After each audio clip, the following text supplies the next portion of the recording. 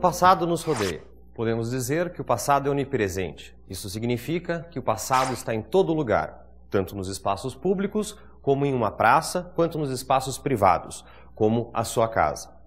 O passado está tão exposto aos nossos olhos que muitas vezes nos passa despercebido. Muitas vezes, simplesmente não o vemos. Mas se o passado está tão exposto assim, onde ele está? Ora, está nas praças e ruas, em suas calçadas e árvores, nas estátuas e placas, nas construções ao seu redor. Por exemplo, observe as imagens que aparecem no vídeo. Elas exibem os vestígios de uma determinada época, de um período entre os séculos 17 e 18, quando a região das Minas Gerais, o atual estado de Minas Gerais, foi sistematicamente ocupada e explorada no contexto histórico do Brasil colonial. O estilo arquitetônico, as técnicas construtivas, a decoração, o tipo do calçamento, tudo isso são vestígios de uma época, são vestígios do passado, são fontes históricas para o historiador que deseja conhecer mais a respeito de um tempo que não volta mais. Quer ver outros exemplos? Então vamos lá. O Coliseu em Roma, atualmente destino de turistas do mundo inteiro, é um dos vestígios de um dos mais poderosos impérios que já existiu, o Império Romano. Estima-se que no apogeu do Império, mais de 50 milhões de pessoas estivessem sob o domínio romano, vivendo em uma área que atualmente se espalha por mais de 40 nações. Outro vestígio do passado, a Basílica de Santa Sofia, que no ano de 1453, com a invasão turca, foi transformada em mesquita. Mais de 5 séculos depois, em 1935, o edifício foi considerado Patrimônio Universal da Humanidade. O Palácio de Versalhes, nos arredores de Paris, é um vestígio da sociedade de corte do antigo regime francês. O sociólogo Norbert Elias afirma que é difícil calcular o número exato de pessoas que moravam ou podiam morar no Palácio de Versalhes. Todavia, um relato diz que, no ano de 1774, cerca de 10 mil pessoas, incluindo a criadagem, foram acomodadas no castelo. As ruínas do escritório de promoção industrial da prefeitura de Hiroshima são um vestígio da violência e da intransigência humana. Localizado a 150 metros do epicentro da bomba atômica, o prédio foi parcialmente destruído pela bomba e atualmente permanece como uma lembrança da tragédia ocorrida em 6 de agosto de 1945.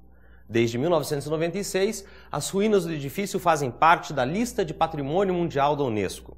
Provas da intolerância e da presunção de alguns homens, os vestígios do ex-campo de concentração de Sachsenhausen, nos arredores de Berlim, nos fazem lembrar dos horrores perpetrados durante a Segunda Guerra Mundial.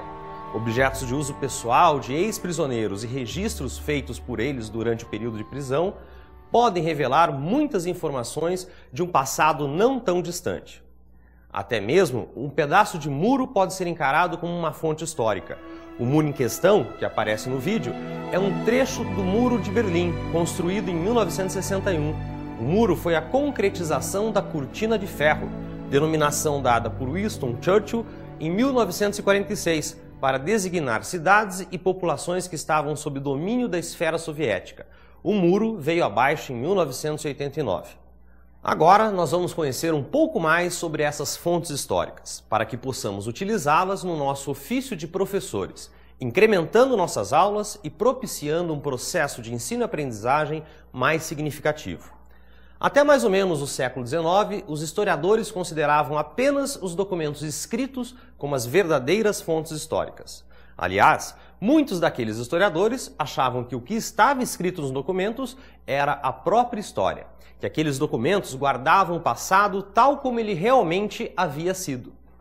Mas, daquele tempo até hoje, muita coisa mudou. No decorrer do século XIX, quando a história passou a ser compreendida como uma disciplina acadêmica, os historiadores começaram a conceber que outras coisas poderiam ser utilizadas como fontes históricas. Assim, nesse longo e lento processo de mudanças, além dos registros escritos, os vestígios arqueológicos e a produção artística também passaram a figurar como fontes históricas. E depois, praticamente tudo que se refere à presença, à atividade, aos gostos e às maneiras de ser do homem também foi sendo utilizado pelos historiadores. Veja o que o historiador francês Lucien Lefebvre escreveu a respeito da integração de novos objetos às análises históricas.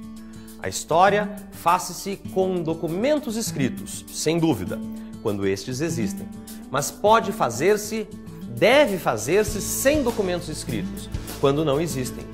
Faça-se com tudo que a habilidade do historiador lhe permite utilizar, logo, com palavras, signos, paisagens e telhas, com as formas do campo e das ervas daninhas, com os eclipses da lua e a atrelagem dos cavalos de tiro, com os exames de pedras feitos pelos geólogos e com as análises de metais feitas pelos químicos.